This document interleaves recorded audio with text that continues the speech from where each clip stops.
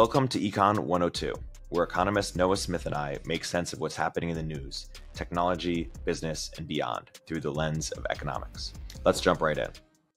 Okay, perfect. Hey, that's much better. We did it. Show your cup again. We got to get it in the footage. Here's my cup. It's got this. It looks like it could be a bunny or a cat, but you can see from the tail that it's a bunny. Amazing. Shall we get into it? I apologize for the technical difficulties. Let's we got some good questions. So we get right into some. Let's do it. But first, you want to talk about the blow up on Twitter yesterday and that post I wrote this morning? Yes, please. Let's get into it. First, the blow up. I actually missed it, and some of our audience might have too. So please educate us. Right. So this guy David Austin Walsh. Yes. Everyone thinks it's Aston because that's his handle. David Austin Walsh. He's a history postdoc at Yale. Writes about 20th century American history, and he's this big leftist. He's always like yelling like, Joe Biden, you lost my vote. You know, like he's been yelling that about everything from Gaza. He's yelling especially hard about Gaza, but he was yelling about like, you know, Biden, you didn't give enough, you know, student loan relief or whatever. You've lost my vote. And he just like does this constantly and just yells about how like neoliberalism is dead and, you know, the leftists need to take over and blah, blah, blah. And he's a very angry guy. He's postdoc, can't get an academic job. And 2 days ago, a day and a half ago, he wrote a post. He wrote a long thread explaining that it's because he's a white man. That basically being a white man makes you unemployable in academia, or at least history academia in America today. So he writes this, and then he just gets absolutely dogpiled by both sides of the political spectrum, from the, you know, progressives who think like, oh, you're just one more mediocre white man who thinks you're more qualified than, you know, black and brown people, blah, blah. But then also from, you know, conservatives who are like, oh, you made your bed, now lie in it, you leftist. Ha, ha, ha, ha, ha. And so just, by the way, the degree of personal arrogance on this guy is off the charts. See, one of his tweets was, see, when I'm finally ready to pull the plug on my academic career once and for all, I'll do a thread about every job I've ever applied for and discuss in detail why I would have been a better choice than the person they ended up hiring. And one time, just to see if he could go to law school, he took an LSAT, bombed it, practice LSAT, bombed it, and then blamed it on the questions being too right-wing. This guy is getting so owned. Wow. By both sides. I mean, it's really incredible. I have not seen a single person, you know, be sympathetic. He's just boxed himself out from every single possible source of sympathy. And like he issued like some apology that was just kind of confused and not very, you know, it was kind of the rambling, confused apology, because when you said, I was literally more qualified than every specific individual that they hired instead of me, and someday I'm going to write a thread about it. When you said that, there's no going back from that. Like you said that, bro. Like that's, you know, and so everybody agreed that they hated David Austin Walsh. But I wrote a post late last night. My friend James Cham, I was about to publish a different post, but I'll publish today instead. My friend James Cham, because I write my posts in the morning usually and publish them at night. So they're available first thing in the morning the next day because I realize I'm on the West Coast, blah, blah, blah. Anyway, so my friend James texts me and he's like, dude, you have to write a post about the David Austin Walsh thing. I was like, well, no, it's some stupid Twitter beef. And then he said, no, you gotta write it. So I wrote it. And basically, I think that, you know, you can read what I wrote, but it's all about elite overproduction. Do you remember when I wrote about that back in the day? Yeah. This is an example in the wild, basically. Exactly. Yeah. Not enough jobs. Too many elites fighting over kind of. Right. Yeah. Because history jobs collapsed after the Great Recession. And, you know, no history professors haven't been able to get a job since like 2008. I mean, like a few people get jobs, but they're, you know, budgets were cut and you know, like people stopped, like enrollment at colleges fell and stuff like that. But the most important thing was that history majors fell off a cliff. So history majors were something like 2.5% of all bachelor's degrees. You know, now they're down to like 1% and still falling. That's like an utter collapse in the amount. And that's with overall enrollment in American colleges also falling, partly because of the shortage of youngsters, partly because they charge too much for a product whose value is depreciating. We can talk about that. But I guess the point is that nobody wants history professors because there's no history majors anymore. And that sucks. And like for history professors, I mean, maybe, I don't know if it's good for America. I don't know how much we need to learn history, but yeah. So basically, there's no jobs anymore. And so when you have a whole bunch of people who have these very high expectations of themselves and no jobs, they're going to get mad. And I think that you look at David, I don't want to say that all his political stuff is directly downstream of his being mad about not getting a job, but like it can't help, right? Well, it is interesting because you would think that someone who is sort of implicitly blaming DEI would then shift a little bit to the right, but it seems like he's not willing to. He doesn't want to do that either. So he's not.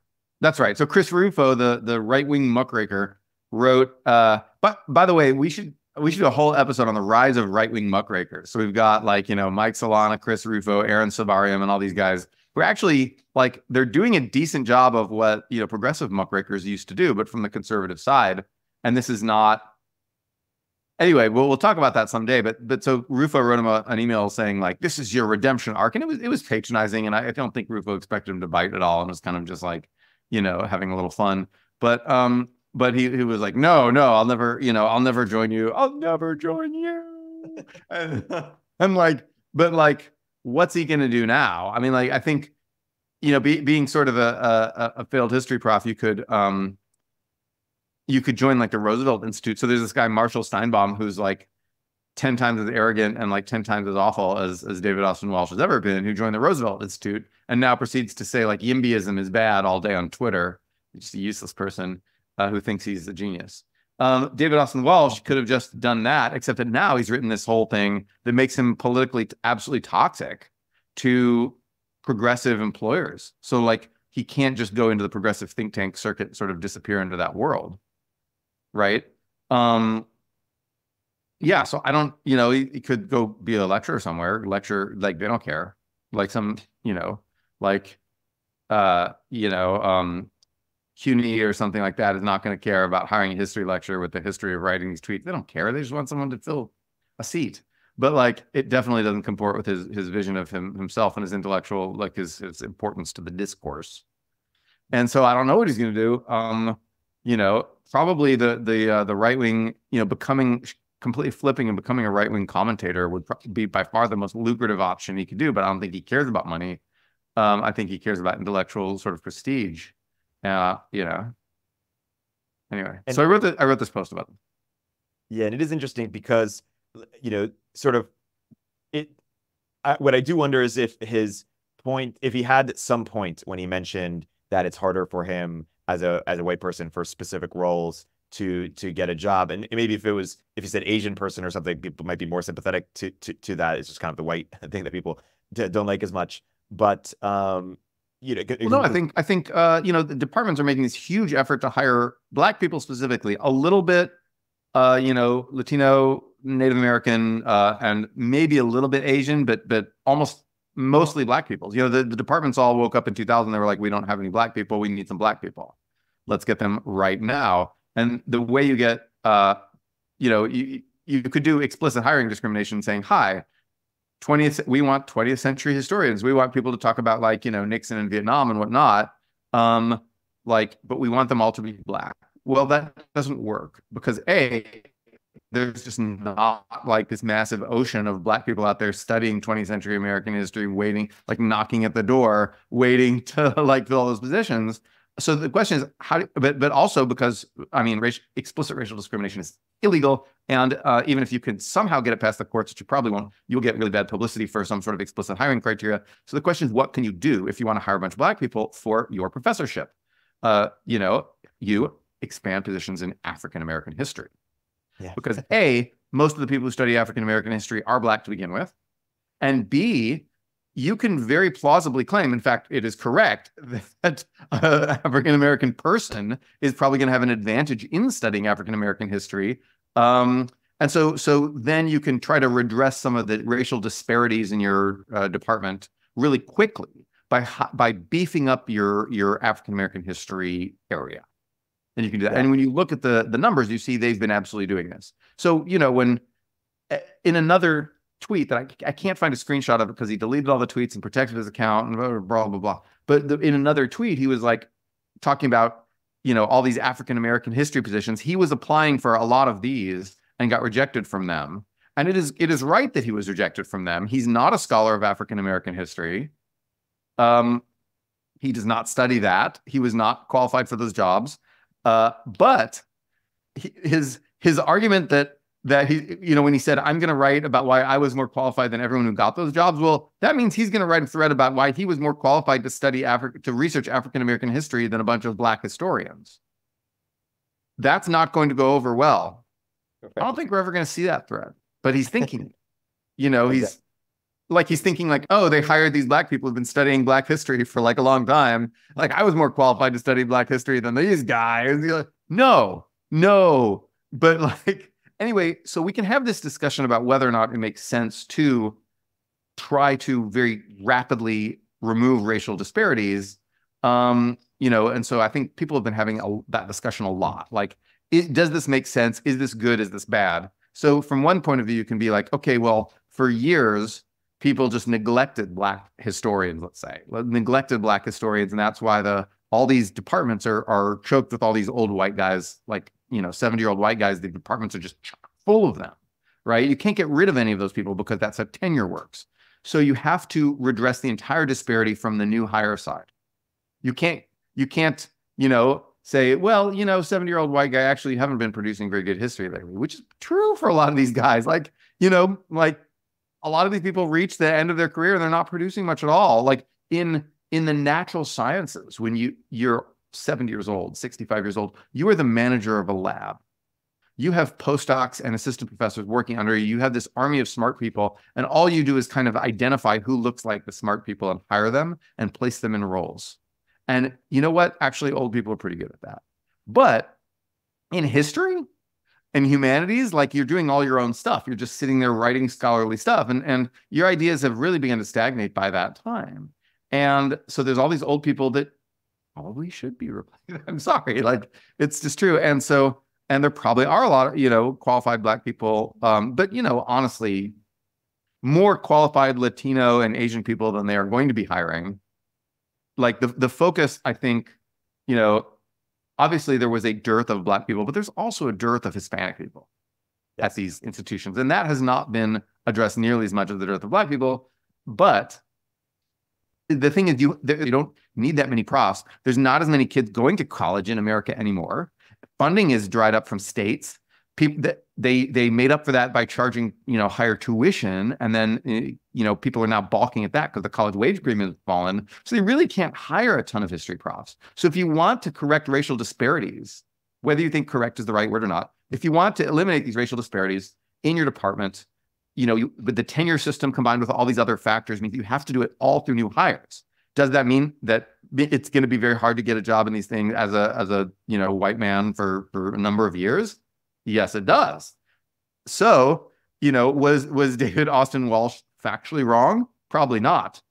Was he wrong about the fact that he was more qualified than everyone else that they ended up hiring? Yes. Yes, he was wrong. And if you look at the guy's personality, you can see that there's an obvious soft skill issue here. It's not just about what history he's researching. It's the fact that he's a querulous, arrogant guy.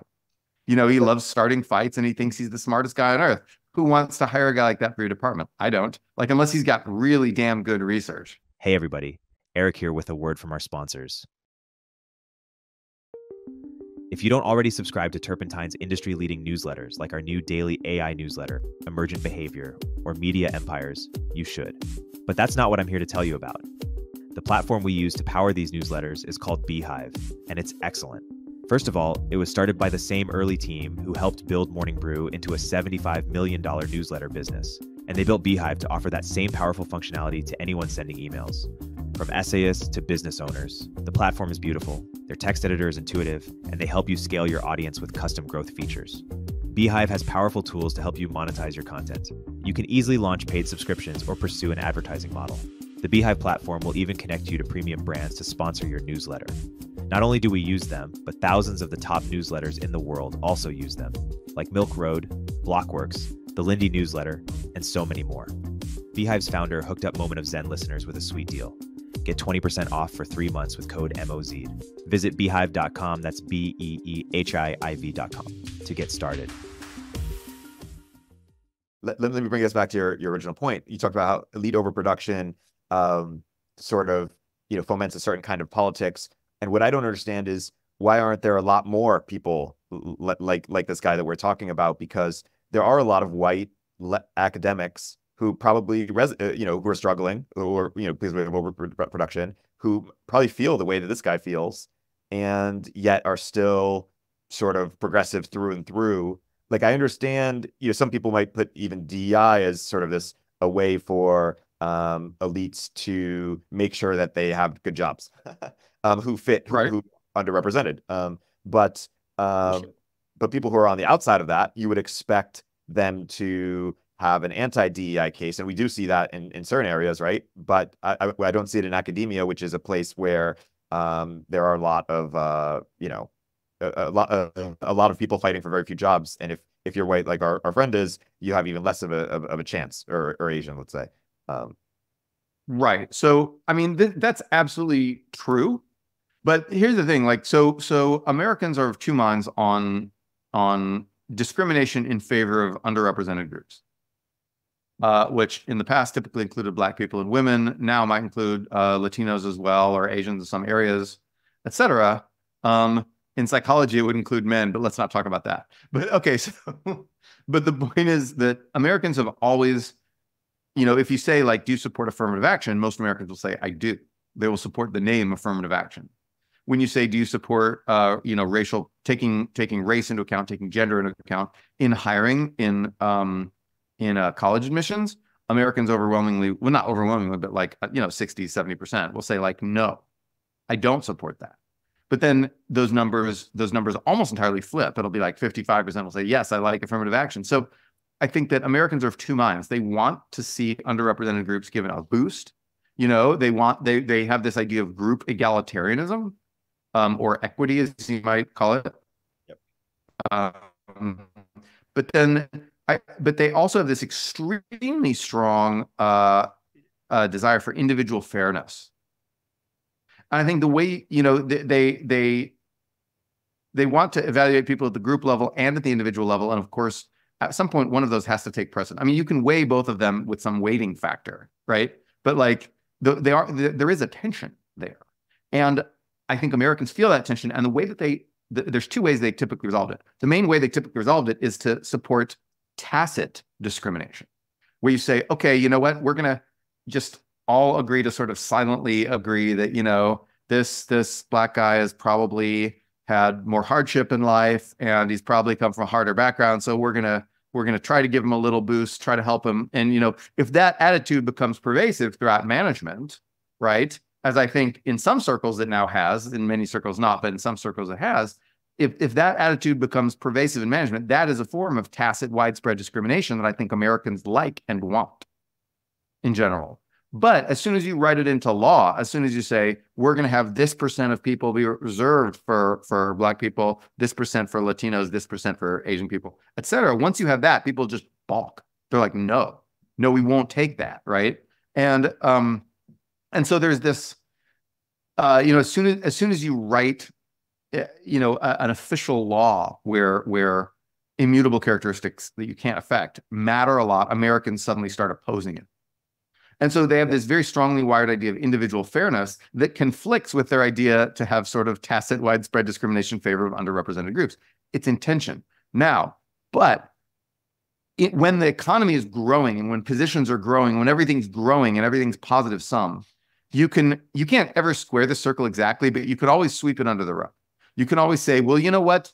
Fine, guys. Like, we gained 20 positions, right? Let's say we gained 20 positions and 20% of people are underrepresented minorities, and we gave 20 positions. So we gave, we gave 8 of the positions to underrepresented minorities, right? That's 40%. But instead, so we gave proportionally more of the positions to underrepresented minorities. But guess what? 12 positions still went to, whatever, white guys, whoever the overrepresented group is. Like, so you still did fine, right? And so, like, yes, proportionally, you didn't do as well because we gave this boost to the underrepresented group, but you did fine overall. You know what? You're making your money at the end of the day. You have a, nice position, blah, blah.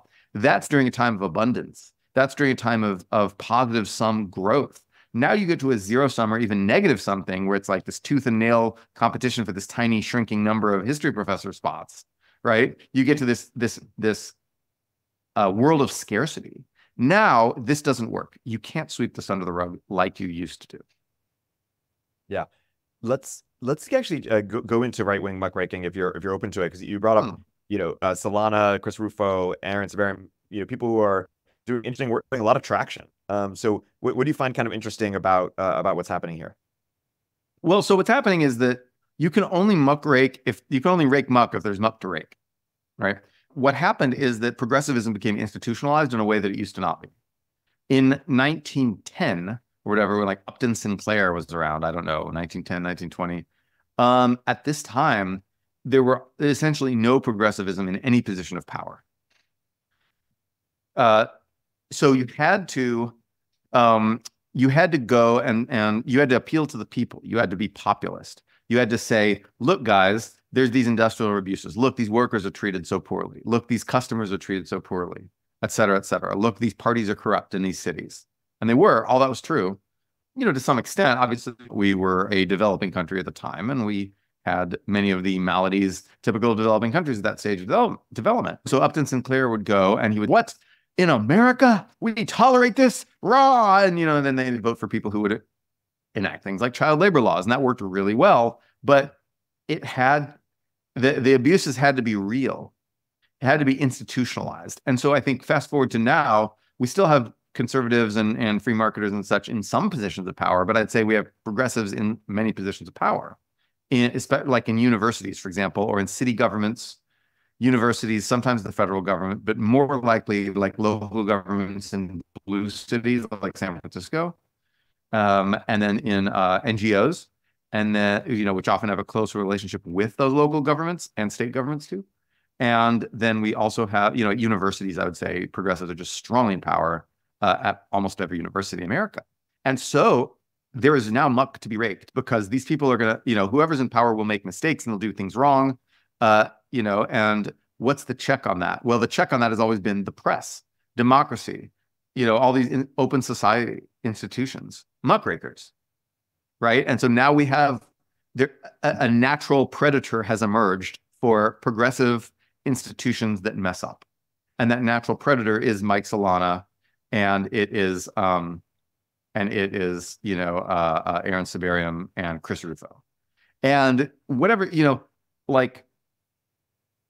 this is different because there's always been a huge amount of hysteria, conspiracy theorizing, and threat exaggeration within the conservative movement, right? Like, if you go back to like the 1800s, you could see it. Like absolute, people were like, the Irish are going to bring papism and genocide the Protestants or force us to convert to Catholicism. Great. How'd that work out? Anyway, so like there was that. There's always been this, like, in some ways, progressivism has always been motivated by rage and conservatism by fear. Threat perception has always been very big in conservatism. And so this is not that. The point is that these people are starting to make some good points. And sometimes they exaggerate the stuff. They'll pick one random stupid slide from like a, teacher orientation in some Florida school or something. But this stuff is real and the stuff does suck. Like, so the muck they're raking is real muck. My request to the conservative muckrakers is the following. Please go after the NGOs more. So Solana's doing this, right? He's doing this. Sabarium and Rufo are almost entirely focused on like DEI stuff right now. The NGO industrial complex is a giant fertile target for muckrakage. It is much worse than any government. It is worse than any university. The degree of fecklessness, waste, and politicized bullshit within the NGO sector, the nonprofit sector, just puts any of the muck they're raking to shame. And I think Solana has realized this. So if you're watching this, Mike, good job. But then Siberium and Rufo and these guys have not yet realized it, and someday they're going to realize it. And I think we're a year to 3 years out from this general realization. Interesting. And what do we think we'll find when we do that? Just like gross incompetence, waste of money, and like actually making things worse. Corruption. Correct. Massive corruption. Massive amounts of so local governments always tend to be more corrupt because it's much easier to know who votes for you and who campaigns for you. Yeah. This is just a general thing. So like it's easier to get kickbacks when you know who's giving you kickback. So that's like true in China. It's true here. It's true everywhere. Local governments have always been very vulnerable to corruption, and now essentially in the 80s and 90s and whatever, we privatized large amounts of government functions. We privatized them. And conservatives were, if not okay with it, at least not as activated to fight against it, because it looked like small government. It looked like government jobs were disappearing. It looks like, we didn't have this big bureaucracy anymore. You had in like the 50s, 60s, we had like somewhat of a bureaucracy. We never had that big one. We got rid of the New Deal bureaucracy and we replaced it with throwing wads of cash at NGOs. So conservatives are just like, okay, I guess you're cutting government because they're, they didn't know what the fuck was going on. And so, so we privatized things. And of course, progressives might not have been happy with, the decline of big government, but they were certainly happy because they could all go personally get jobs in the nonprofit sector. And honestly, it was a lot easier than getting a job working for the government, probably. And so nonprofit became your dream job. So whenever you see a movie, like a progressive coded movie about like aimless young people, like, why don't I go after my dream? Why am I working at this heartless job where I just like sell ads for some big corporation? Why don't I do my dream? The dream is always nonprofit. That's the progressive dream. To go, work at nonprofits, ultimately start your own nonprofit. That has become the dream for the progressive educated elites. And so a lot of talent is going into the nonprofit sector, but at the same time, it's incredibly exploitative. Because when you have all these smart history majors or whatever, English majors who don't want to make a bunch of money and who just want to have like a career that matters, blah, blah, blah. And of course, disproportionately, these will be women. But, these educated progressive people who want to make a difference, then nonprofit, then you don't have to pay them so much. You can get away with paying a nonprofit worker $60K a year, $40K a year, right? These are like working class wages, right? You can get away with paying working class wages. You can get away with paying, less than you'd pay like a manager at McDonald's, certainly, to these people who are like top talent at a nonprofit, right? Because people are just like finding themselves and figuring themselves out while they work to better the world and blah, blah, blah, blah, blah, right? Eventually, some of these people will become lawyers. Other people will advance up the nonprofit food chain, but a lot of these people will just be permanently consigned to lower incomes than they otherwise would, and will be angrily posting on Twitter because they can't afford waffles. I don't know. Yeah, it's full circle. Just to flesh this out a little bit, because some people may not fully realize what these people have focused on. Chris Rufo kind of made his name for pointing out sort of a lot of excess, let's just say, wokeness in sort of the race direction as it relates to schools or companies, like, sort of the most extreme versions of DEI or sort of most extreme, the 1619 Project kind of overstepping and into the schools, but then also sort of the sexual education, trans stuff, gender stuff, whatever you want to describe that as, happening at the schools, and just like shedding light, just using their own word, like kind of what Libs of TikTok does a little bit, but more fleshed out around like, here's what your kids are learning, and that shocked half the country or whatever. Right? Is that a fair assessment of Rufo's kind of impact? Yeah, absolutely. That's what Rufo does. I don't know Siberium as well, so I don't actually know what he's done. I've seen him do stuff in similar vein. College stuff, a lot of like stuff happening on campuses. And Solana. So Rufo is a friend of mine. Solana is one of my closest friends. You know Rufo? You're friends with Rufo, really? How do you know him? just through the, he's trying to build bridges with tech, and he's a very friendly guy. I didn't know that. I didn't know that. Yeah, if we ever wanted him. You're more conservative than I realized. I did not realize that. I'm a pluralist. I'm a student, and I have friends on all sides. Got it. But you don't think I'm like an evil woke lefty? No. You're moderate. Come on. All right. Well, it's interesting. I mean, the people who traditionally, you, Ezra Klein, Matt Iglesias, I feel like the left has just gone so far left that you're now centrists. Well, or center leftists. Yeah. I mean, I'm pretty much the same as I always am. I'm exactly. A Barack Obama liberal. Yes, exactly. Right. And then although I think that when conservatives hear you're Barack Obama liberal, their fake vision of Barack Obama is just so far away from what Barack Obama really was. Yeah. Because their threat perception got activated and they believed all these extreme myths about Barack Obama. But Barack Obama's a really reasonable dude. So I'm right there with him. But being a Barack Obama liberal gets you called a centrist in many circles these days. Yeah. And let me describe Solana's influence. Solana's one of my close friends in the industry. And he, in 2019, kind of before COVID, I mean, he had, great founders fund, but he wasn't famous. He had 2,000 Twitter followers or something, now he's got 300,000 or something. And he really rose to prominence with sort of the vibe shift in tech. He helped start the vibe shift in tech. Maybe him, Balaji, maybe a couple others, but he noticed a few things. One was San Francisco and sort of what was happening there on a governance level. And he called out a lot of the ridiculousness that was happening there.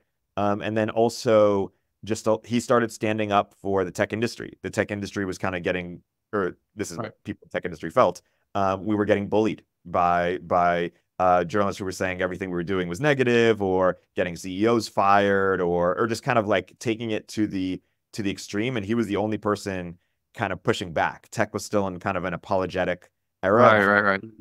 Even things like Anduril at the time were seen as beyond the pale, or too controversial, or people shouldn't be working on it. And he said, no, this is important. Things like this are good. So he catalyzed the fight. He's also very funny.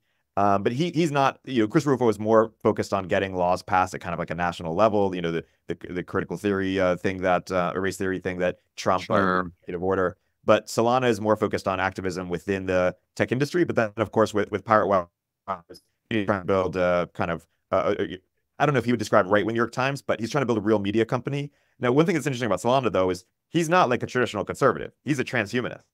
He's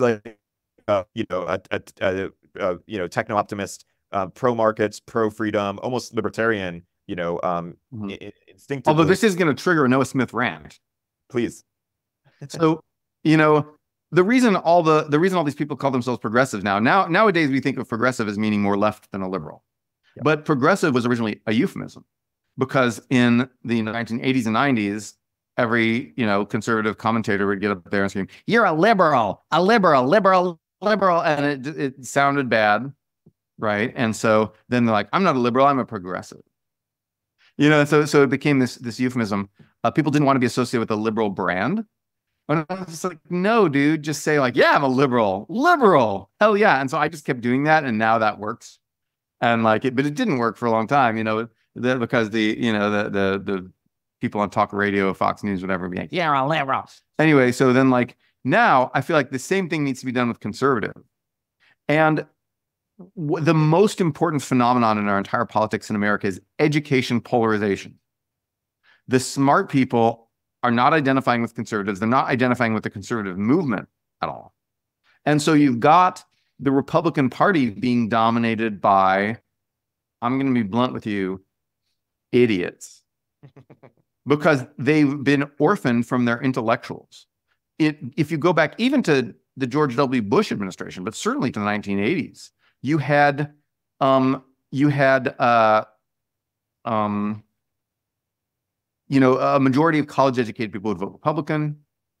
You had this robust intellectual infrastructure, and Democrats were the rabble-rousing populists, and you had this robust intellectual infrastructure on the right coming up with things like Reaganomics, whatever you think of Reaganomics, coming up with, ways to tie conservative Christianity to like laissez-faire economic policy. That took feats of intelligence, honestly. Like that was a trick, and they managed to do it. But you had this intellectual infrastructure on the right, and I feel like you don't anymore, but you could. There's a lot of smart people out there with beliefs that I would call conservative, but because of the tarnishing of the conservative brand over the last 15 to 20 years, partly because of George W. Bush, partly because of Trump, but partly just because, social media, people are like conservative became such a bad word. You had all these people who were fundamentally, in my view, conservative in their outlook, trying to distance themselves from that and, think I'm not one of those redneck conservatives, and basically come up with some new idea for what they are. I'm not red tribe, I'm gray tribe. Like Scott Alexander, that was one of his posts. Or, all these things. And then you just look at what, over time, over the years, I was like, no, you're a conservative. And over time, what do these people value?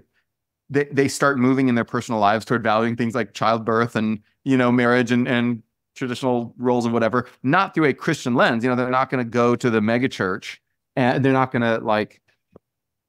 to become Billy Graham fans, right? Because they're not working class. They're intellectual conservatives, but they're conservatives, and they need to say it because the conservative intelligentsia could make a comeback. It could lure smart people into the conservative movement, and then you'd have a balance of,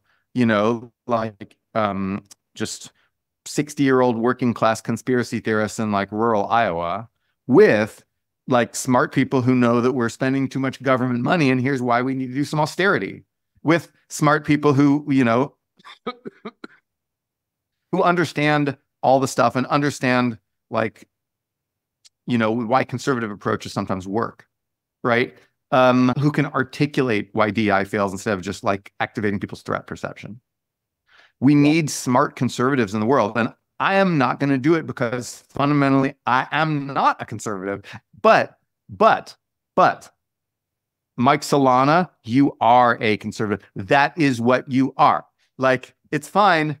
You're an urban, metropolitan, educated, intellectual conservative. And that's fine, and that's good, and that's a perfectly good thing to be. And stop trying to think like, I'm gray tribe, I'm neutral. No, you're a conservative. You can also be gray tribe on top of that, right? You can be like a tech person with like tech-specific beliefs and identity and cultural markers. And of course you can do that. I can do that. I'm not even in tech. But the point is that conservatism, it's like, have you ever seen Princess Mononoke, the anime? Yeah. And at one point they shoot off the forest spirit's head. There's this forest spirit and they shoot off its head, right? I don't know.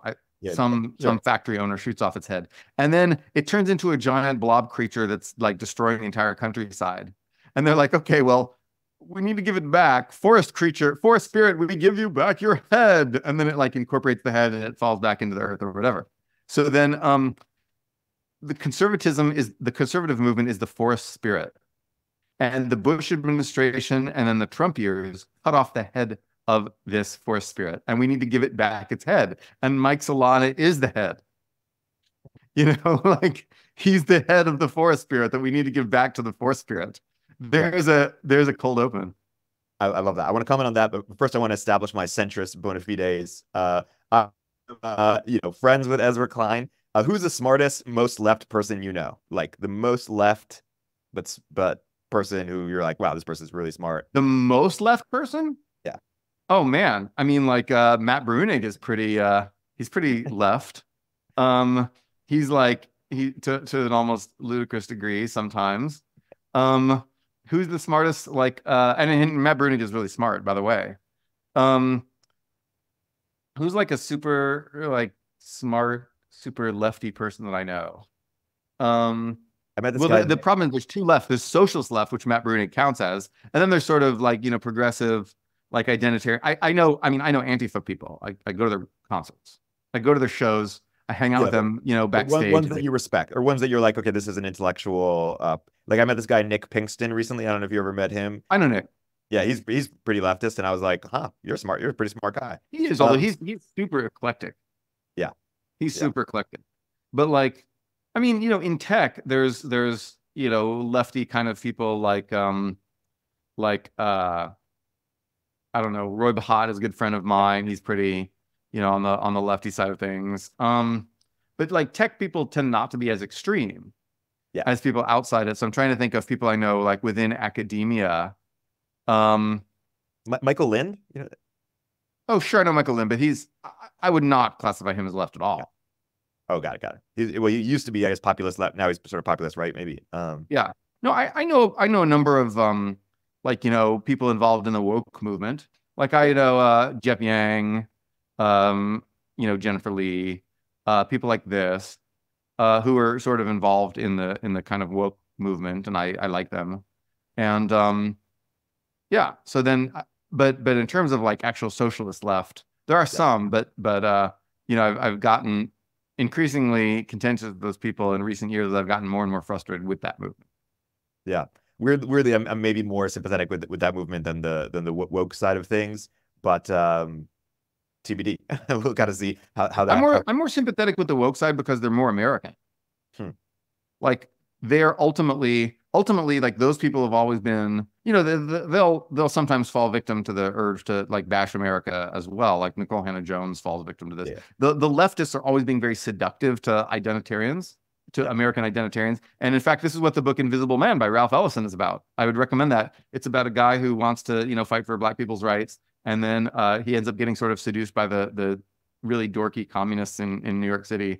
And then he's like, oh God, these guys. And then like it ends with him just like quitting the communist movement, quitting the Communist Party and just like leaving. And so, but so it's very, good analogy today. But then like wokeness, as we call it now, has always been very American. You had, in fact, the term wide awakes is, obviously stay woke was a 60s, Black Power term, but the wide awakes were in the early 1800s. It was a bunch of mostly white guys. They would, have some Black people who would march with them, but it was mostly white people who would march through the, demanding abolition.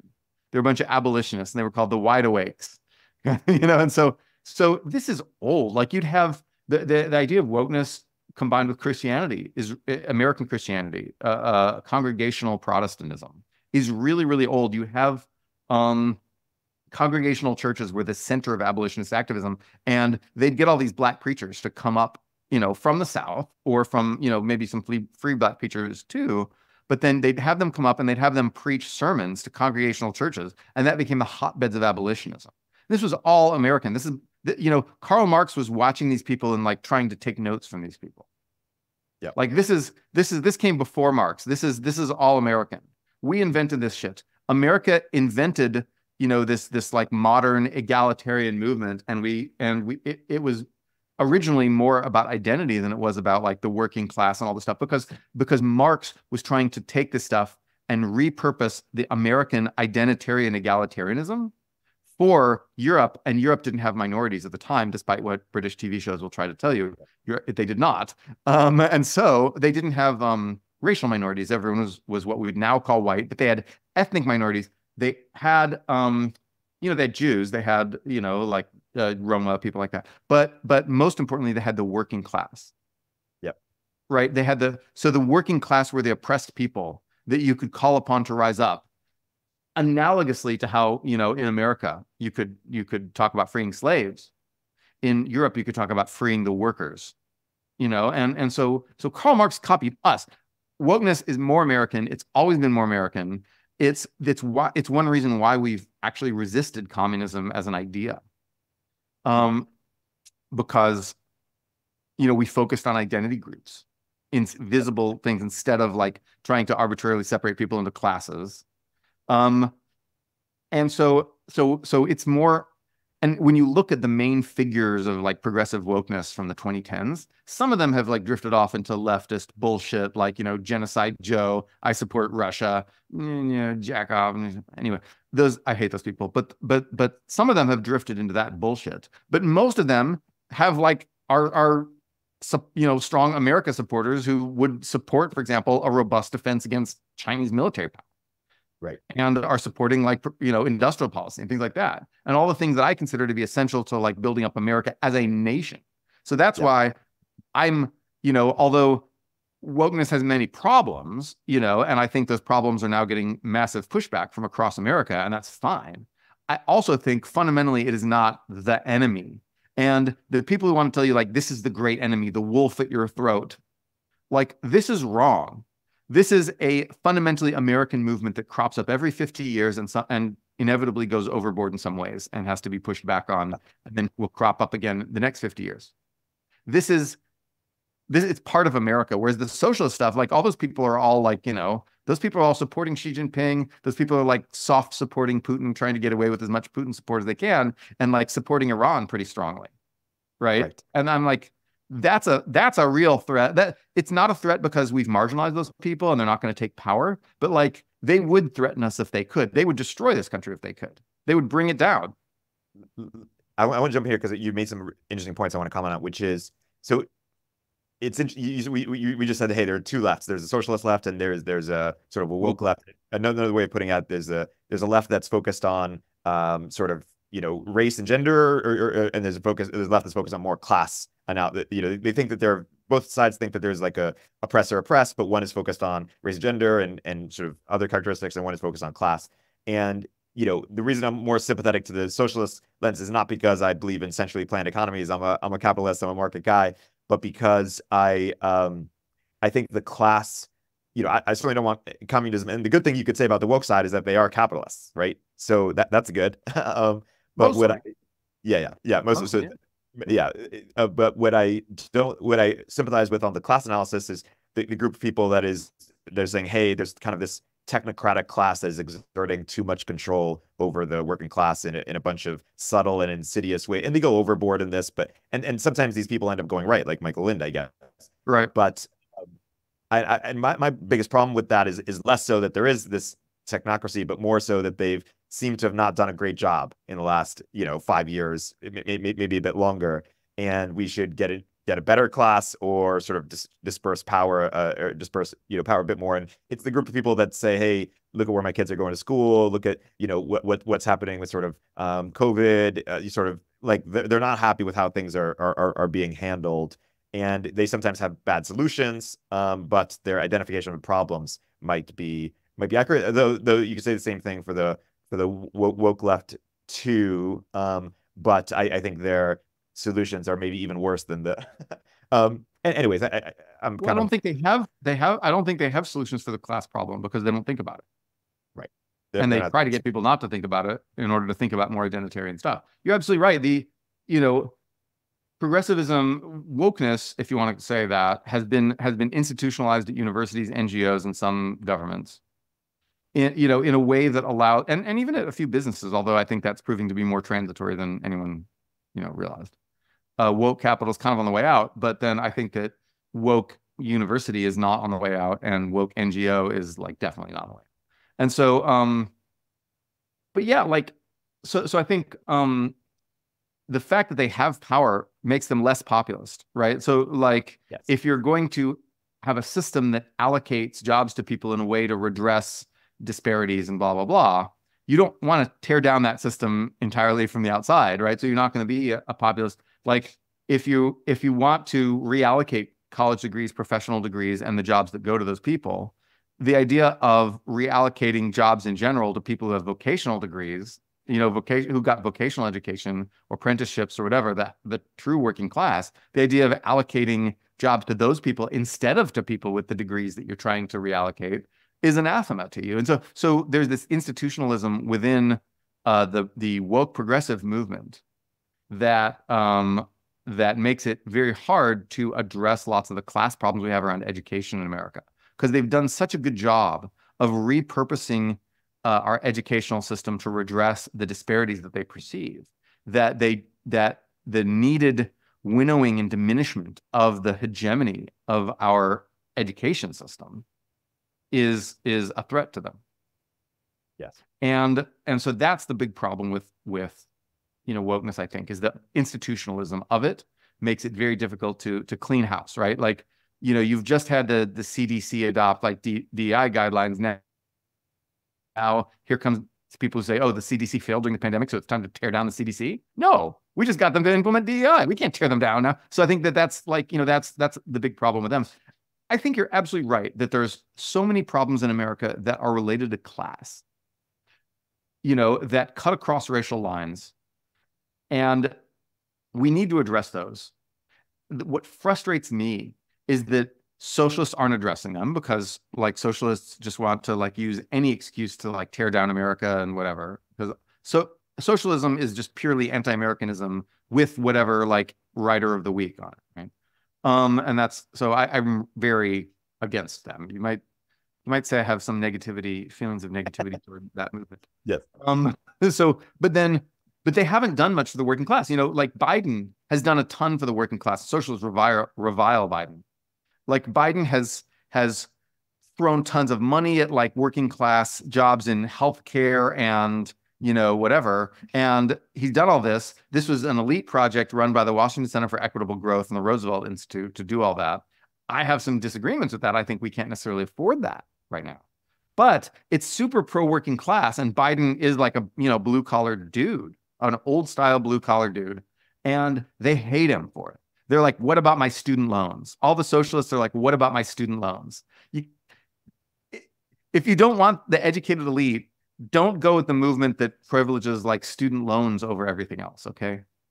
And they got mad at Biden because Biden did student debt relief for working class and poor people and not for rich people. He income capped it. And they got so mad. They're like, what about my $40,000 in student loans that I took to, get an art degree from University of Michigan? Sorry, my friend who actually did that. I just used you as a mental example. But then the key here is that everyone I know went to either Stanford or University of Michigan. So, but the point is that the socialist movement is an elite educated movement. They profess concern for the working class. When you ask them who's the working class, they think it's adjuncts, lecturers, public school teachers with advanced degrees, things like that. They think it's them. They don't think it's the actual real working class with whom they have no contact and no sympathy. So the socialist movement doesn't represent the working class. Conservatives now make a lot of noise about supporting the working class. And I think that there are some conservatives like Marco Rubio who really want to do this, and I think that JD Vance, if he weren't obsessed with politicking, whatever, would want to do this. I think he does have a genuine concern for the working class that is, obscured by his weird politicking. But I think that, and I honestly, Josh Hawley probably has on some level some amount of concern for the working class, maybe less than those other two, but some. But your average conservative still doesn't like the working class because I'm not going to say why. There's many reasons. There's a long tradition of not liking the working class, of conservatism being based on used car dealers, the car dealer class, and the local bosses.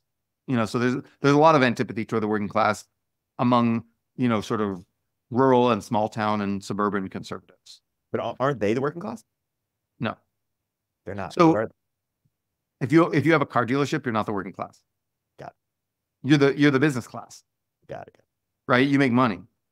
You're you're just the non-educated. Got it. Upper business class, because class is actually multidimensional. We have education and income. And, these people do not want their workers getting uppity and demanding more wages. Right. But at the same time, they get resentful of all these fancy Harvard people who have all these fancy degrees and stuff. And so they're not working class, but they're not the educated class either. So we have a multidimensional class structure. I guess the point is that conservatives are now starting to talk a game about supporting the working class, but it has yet to be shown what policies that will manifest in. I think you've seen conservatives try to connect their pre-existing policies like anti-immigration, and Trump tried to connect tariffs too to the working class. And maybe there is a case for that. That's a topic for another day. But certainly they try to take a lot of culture war stuff and connect it to the working class. Rob Henderson does this. It's but just bashing neo-pronouns does not help the working class. Yep. Yeah. Well, they try to redefine the working class to be on education polarization, which is sort of, 1/3 of the country goes to college, 2/3 of the country doesn't go to college. And they say, hey, why does the views of the 1/3 of the country get to dictate the views over the 2/3 of the country? I'm generalizing wildly, but that's kind of how they think about it. Right. Um, Yeah. let me go back to- Yeah. So I think who's really standing up for the working class in this country in a real tangible way? Old man Biden. And that's about it. And some like think tankers that you've never heard of.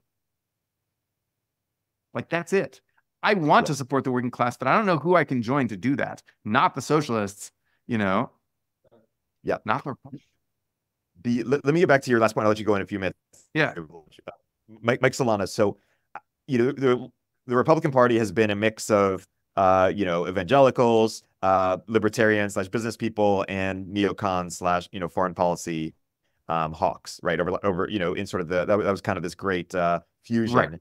And I think it's not the reason why Mike Solana wants to avoid the term conservative. This is my projection. I haven't talked to him about this, but I'm just guessing. Is not only because it's low status, but also because I think there's a intellectual disagreement there. Like, he's fundamentally he's a technological progress. He's like, we need to build the future, right? He's not both economically and socially. Like, he's not like, hey, we need to return to 1950s and have to, you know, he's gay. You know, so he is a social liberal, basically. He's like, people should just do whatever they want to do. He's even supportive of the drag stuff. He doesn't want it taught in our schools, but he's like, people should do whatever they want to do. He's socially forward in that way. And then he's also economically forward in that way. And there are conservatives who are both conservative on both economically and socially. And so he wants to say, these are not my people. But should he reclaim, him and his sort of people reclaim the right? Yes, I would be excited about the right if that were the case. So that's just one nuance I wanted to add. Sure, of course. And, you know, but if you go back to the 1980s and you looked at, you know, social conservatives at like churches in small town America, and if you looked at, you know, stockbrokers who wanted their taxes cut, there were massive disagreements between those. And I remember reading this book called The Right Nation, which was about this conservative coalition. It was mistimed because it came right before a decade of progressive dominance, but it was certainly had interesting points. And it said, you know, conservative Christians disapprove of alcohol and adultery. If you're a stockbroker in Connecticut, other than alcohol and adultery, there's really not much to do. And I remember that line. I remember reading that line in my room in Japan thinking, if I ever get to the point in life where I have nothing to do except alcohol and adultery, please mercy kill me. But but the point is that conservatives were always a big tent that never saw eye to eye on a lot of things, but saw eye to eye on the things that were most important to them. And that could happen again. People like Mike Solana will never be influential within the Democratic bloc or the progressive movement. No matter how many idiosyncratic progressive type beliefs they hold, they will never be influential in that movement because they will never be accepted as an insider in that movement, someone who can lead that movement to better days. And that's fine. That's not a criticism. I'm not saying he should go become woke and blah, blah, blah. I'm saying he should come on the right, but I'm just saying, is there a different term on the right than conservative? Because he's not conserving anything. He's all about the future. Well, okay, so what liberals did is they invented this new term, progressive, that they could then put all their new stuff onto and then leave some of the old baggage behind. And then I came and scooped up the old baggage and you know, now made it my own. But and I am liberal, right? And that's why the socialists hate me, because they hate liberals. Anyway, but what's that on the right? We need some new term, and we need vocabulary. Unfortunately, you know, like, you need educated people to make vocabulary. So what we need is for Mike Solana and guys like that to create a term that encompasses conservatives, but also encompasses them. Yes. You know, they need to just create that term, and they need to onboard the conservatives, because honestly, like, you know, like, smart people are idea leaders. That's what they're made for. Yep. And, you know, and the progressive movement has a lot of them, and the you know, the generalized right of center does not. And David Frum isn't going to freaking do it. Who's going to do it? You know, like those guys aren't going to do it. Who's going to do it? The guys at Breitbart aren't going to do it. It has to be someone with brains. It has to be people from the tech industry. And and that's why whenever I hear people in the tech industry be like, I'm, you know, like, I I think people should get married and have kids, and we should clean all the homeless people off the street, and we're spending too much government money through NGOs, and wokeness has gone too far, and blah, blah, but I'm not conservative. Yes, you are, in some generalized, important sense. Perhaps you're gay. Perhaps you like think it's okay to have drag queen story hour, but yeah, I agree. That's a good way to wrap. Good call to arms. We should have Mike Solana on. We should. We could brainstorm that. Yeah. No, I'll let you get to your lunch. This was a great episode as always. And absolutely. Actually, I'm not even getting to lunch. I'm just getting to another podcast with Andrew Sullivan. Who amazing. Also conservative. To his credit, I believe identifies as a conservative. Yes. And so anyway. Cool. All right. That'll be until next time. Yeah, until next time. Peace. Econ 102 is a podcast from Turpentine, the network behind Moment of Zen, In the Arena, The Cognitive Revolution, and more. If you like what you hear, subscribe and leave us a review in the App Store. You can keep up with both of our Substacks for written analysis of the topics we cover in the show at noahopinion.substack.com and erictorenberg.substack.com. Thanks for listening. Hey everyone, Erik here. At Turpentine, we're building the first media outlet for tech people by tech people. We're the network behind the show you're listening to right now. We have a slate of hit shows across a range of topics and industries, from our AI and investing cluster of podcasts to shows that drive the conversation in tech with the most interesting thinkers, founders, investors, and influencers, like Econ 102 with Noah Smith. We're launching new shows every week, and we're looking for industry-leading sponsors. If you think that might be you and your company, email me at eric@turpentine.co. That's ERIK @turpentine.co, and let's partner together.